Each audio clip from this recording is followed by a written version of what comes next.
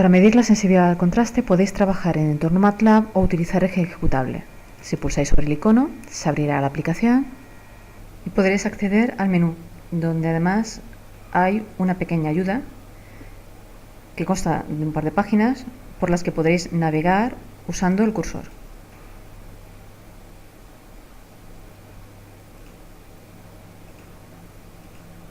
El primer paso es poner a punto el dispositivo. Es lo que hemos denominado en el menú calibrado. Estrictamente hablando, sería necesario hacer dos tipos de calibrado. El calibrado o caracterización colorimétrica, que consistiría en encontrar la equivalencia entre los niveles digitales que controlan el color en la pantalla y los valores triestímulo que nosotros queremos que tengan los estímulos. El otro calibrado que hay que hacer es espacial. Debemos asegurarnos de que los estímulos que generamos contienen el número de ciclos por grado que decidamos. Necesitamos un calibrado de frecuencias. De los dos, nos vamos a centrar realmente en el segundo. En el primero, lo que sería el calibrado colorimétrico, vamos a asumir que vuestro dispositivo se comporta como un monitor estándar que hemos calibrado nosotros previamente y cuyos datos están englobados dentro de la aplicación.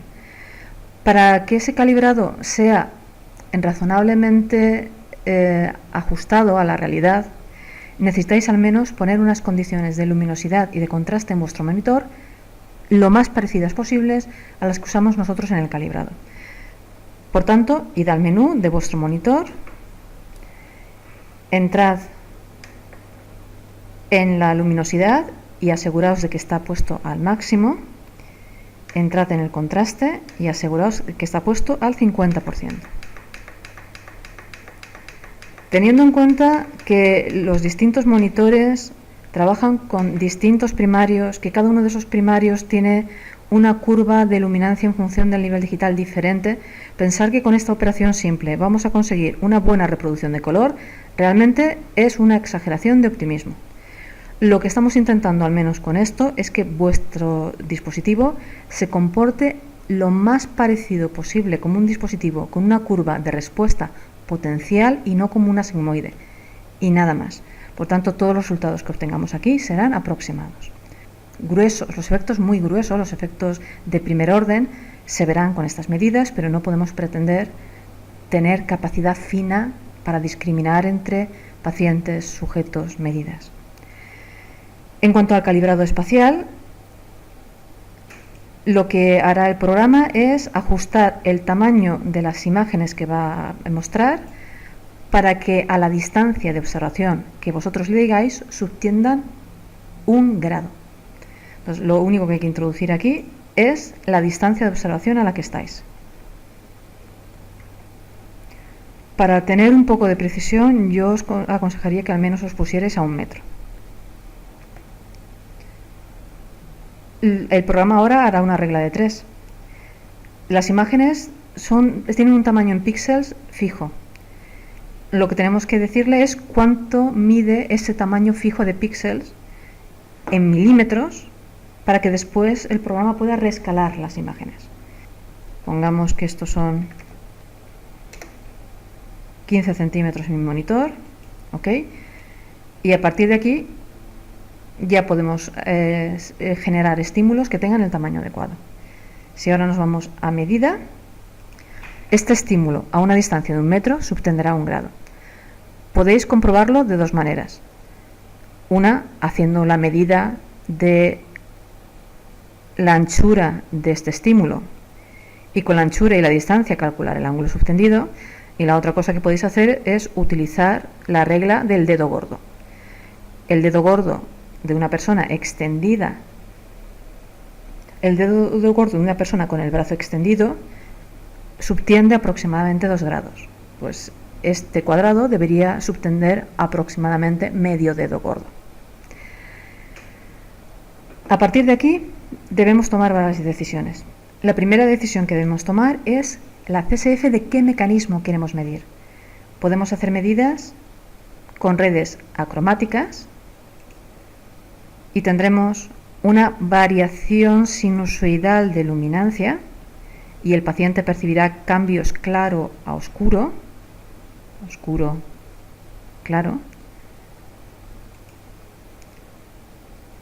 redes rojo-verde que están calculadas para aislar la respuesta de un mecanismo rojo-verde de origen parvocelular, aunque fijaos que aquí vamos a tener un problema muy serio, y es que el paciente, además de ver cambios de rojizo a verdoso como debería, es bastante probable que vea cambios de claro a oscuro, con lo cual habría una intrusión del canal acromático, y redes azul-amarillo, donde tenemos un estímulo modulado en una dirección que daría solo respuesta en las células azul-amarillo de origen coniocelular. De nuevo aquí el paciente es posible que vea cambios de claro a oscuro, con lo cual puede haber también intrusiones del mecanismo acromático. Una vez elegido el tipo de red, pongamos acromática, los controles que nos interesan son, de nuevo tenemos una ayuda que nos irá explicando cuáles son los mandos que nos permiten controlar distintos parámetros de nuestro estímulo. En la parte inferior izquierda tenemos un desplegable que nos permite elegir la frecuencia espacial del estímulo en ciclos por grado. Como veis, hay un conjunto de frecuencias fijo, porque todos estos estímulos los hemos precalculado para que el tiempo necesario para obtener los valores triestímulo que generarían nuestros estímulos no interrumpa la medida. No se puede hacer en tiempo real con el material que tenemos. Aunque estos son los disponibles, no hay por qué elegirlos todos. Lo normal es intentar seleccionar frecuencias que estén en pasos logarítmicos para asegurarnos de que no estamos explorando siempre el mismo sensor. Por ejemplo, podríamos elegir un ciclo por grado, 2, 4, 8, 18, es lo más parecido que tenemos a una escala logarítmica, multiplicando por un factor de 2, y en todo caso, en la región del máximo de sensibilidad acromático, que estaría entre 4 y 6 ciclos por grado, introducir alguna frecuencia más para poder posicionar con mayor exactitud dónde está el máximo de sensibilidad de nuestro paciente. Una vez hemos elegido una frecuencia particular, por ejemplo esta, tenemos unos controles que nos permiten aumentar el contraste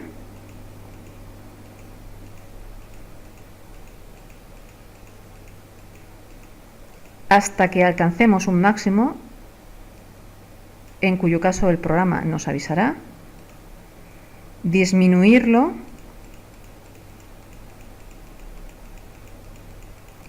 hasta que alcancemos el mínimo, que sería el contraste 0 en este caso, donde el estímulo es perfectamente uniforme, y de nuevo el programa nos avisará. Y tenemos la tecla OK, que es la que pulsaremos cuando el contraste que haya presente en la pantalla cumpla la condición que nosotros hayamos impuesto. Por ejemplo, que sea el estímulo que corresponde al umbral del paciente.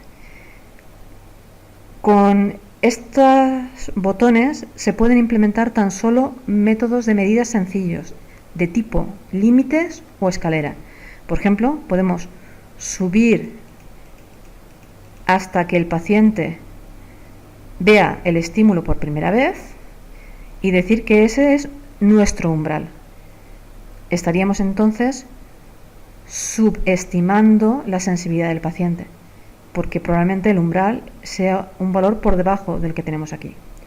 O podemos empezar de un estímulo que sea perfectamente visible y bajar hasta que el paciente lo pierda por primera vez, y en este caso, si decimos que ese es el umbral, estaremos sobreestimando la sensibilidad del paciente, porque el umbral real sería un estímulo inferior a este, un estímulo de contraste superior a este.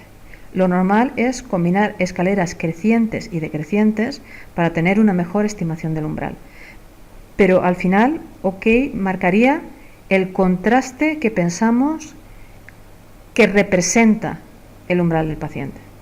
Por ejemplo, si utilizo límites crecientes,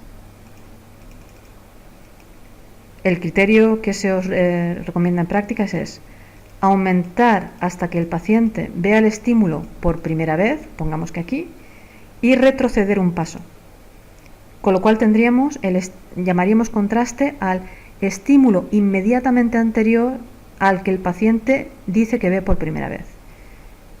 Si guardamos ese valor, tendremos ya una medida de la sensibilidad al contraste para esta frecuencia.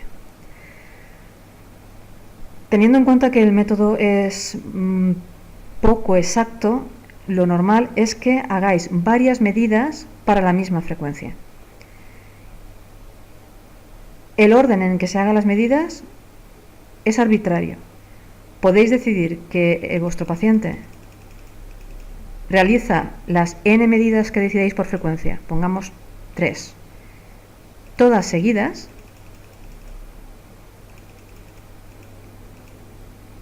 aquí ya he hecho 3 medidas, en todas he hecho subir hasta que lo veía, bajar 1 y dar OK, o para evitar que el mecanismo que está detectando esta frecuencia se sature, ir alternando medidas con otras de las frecuencias que queráis caracterizar.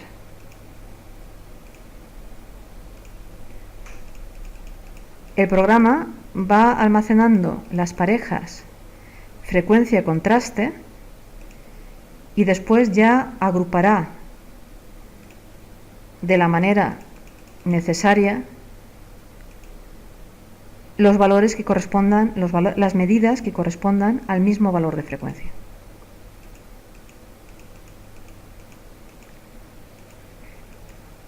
El problema aquí sobre todo es que como los pasos son siempre del mismo tamaño, que el paciente aprenda la posición en la que se quedó la última vez en una frecuencia dada. Entonces hay que intentar introducir la mayor aleatoriedad posible en los parámetros de los estímulos que vosotros le presentáis al paciente para evitar que pueda haber fenómenos de memorización que introducirían un sesgo no deseado en las medidas. En todos los casos, fijaos que estoy haciendo lo mismo, subir hasta que yo lo veo por primera vez, bajar un paso y dar OK. Cuando hayáis hecho ya un número adecuado de medidas por cada una de las frecuencias que queráis explorar, podéis ver la curva que estáis midiendo pulsando CSF. Aquí, de nuevo, tenéis una ayuda para que sepáis qué es lo que hay que hacer en cada paso y veréis que lo primero que hay que decidir es en qué espacio vamos a definir el contraste. Podemos definir un contraste de Michelson como valor máximo menos valor mínimo partido por valor máximo más valor mínimo, o podemos trabajar en el contraste de conos, donde definimos el contraste con la fórmula de Weber. Estos dos contrastes son proporcionales entre sí. Usamos contraste de conos cuando queramos comparar en una misma gráfica medidas que se han hecho con tipos de redes diferentes. Es la manera de dotarlas a todas de una métrica común. Si estáis trabajando simplemente con una CSF, podéis utilizar el contraste que queráis. Una vez habéis pedido que os represente la gráfica, obtendréis la curva de vuestra sensibilidad al contraste, donde en cada punto hemos hecho el promedio de los umbrales que habéis medido para esa frecuencia y luego hemos calculado una sensibilidad tomando la inversa y además hemos calculado un error de dispersión. Fijaos que aunque hemos unido los distintos puntos de la curva, lo que procedería aquí es realizar un ajuste a mano. Un ajuste con una curva suave de tipo pasabanda en el caso de las CSFs acromáticas y pasabaja en el caso de las cromáticas, que pasara por todas las regiones de error. Aunque la medida yo la he hecho muy rápida y no he prestado demasiada atención, fijaos que las características principales de la curva, su forma pasabanda con una bajada importante en bajas frecuencias y un pico en las frecuencias intermedias, se refleja bien. Así que aunque el dispositivo no esté bien calibrado, si las medidas se hacen con un mínimo de cuidado, se reproducen las características que uno esperaría tener en una CSF. Una vez habéis hecho la medida, podéis guardar, y para guardar tenemos dos opciones. Uno, guardar exclusivamente la figura, lo que no es especialmente útil si uno va a hacer procesado numérico después, porque lo único que guardaremos será la gráfica tal como está. Entonces, se habilita la barra de herramientas de figura y entre las distintas herramientas está la opción de guardar. Podéis elegir la dirección que queráis del disco y el formato.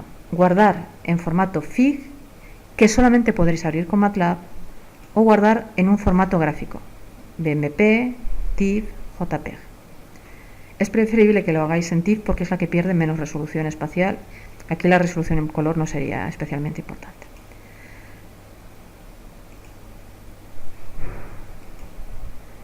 Si pulsáis guardar a secas y guardar datos, lo que haremos es guardar un archivo .mat, que de nuevo solamente puede abrirse con MATLAB o con este programa, en el que estarían los datos de nuestro paciente. Una vez hayáis terminado de guardar, podéis cerrar los distintos menús. Obtendréis un mensaje diciendo que la CSF se ha guardado de manera correcta y podéis volver al menú principal. El menú principal tiene también la opción de representar gráficas con CSFs que hayamos medido previamente. Lo primero que hacemos es decidir cuántos archivos queremos cargar. Por ejemplo, 3 archivos. Los cargamos uno a uno.